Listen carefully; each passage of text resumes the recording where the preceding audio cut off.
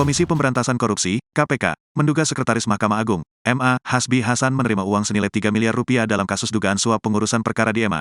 Hal itu disampaikan Ketua KPK Firly Bahuri saat konferensi pers penahanan Hasbi Hasan di Gedung Juang KPK, Rabu, tanggal 12 Juli tahun 2023.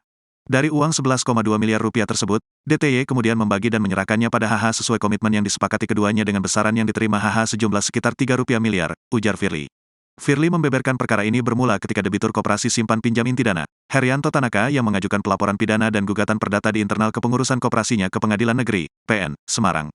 Herianto pun menunjuk Theodorus Yosep Parera sebagai salah satu kuasa hukumnya agar perkara itu senantiasa dikawal.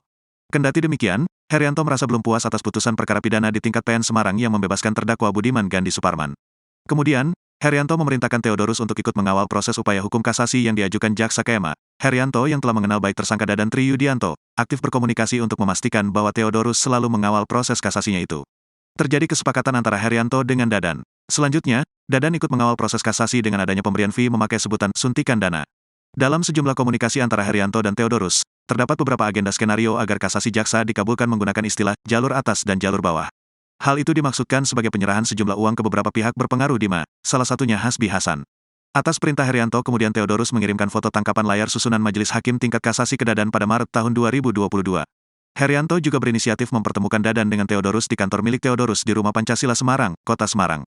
Pertemuan yang dihadiri Herianto, Dadan, dan Theodorus itu merupakan tanda keseriusan Dadan dalam mengawal proses kasasi ini. Lantas, terjalin komunikasi telepon antara Dadan dan Hasbi yang bertujuan meminta Hasbi ikut mengurus kasasi tersebut dengan disertai pemberian sejumlah uang.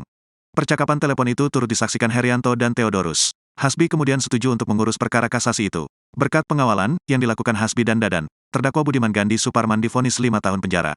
Putusan itu sesuai dengan keinginan Herianto. Pada periode Maret tahun 2022 hingga September tahun 2022, telah terjadi 7 kali transfer uang melalui rekening bank dari Herianto kepada Dadan. Jumlah uang yang ditransfer sekitar 11,2 miliar rupiah. Dari uang tersebut, Dadan lantas membagi dan menyerahkannya pada Hasbi senilai 3 miliar rupiah.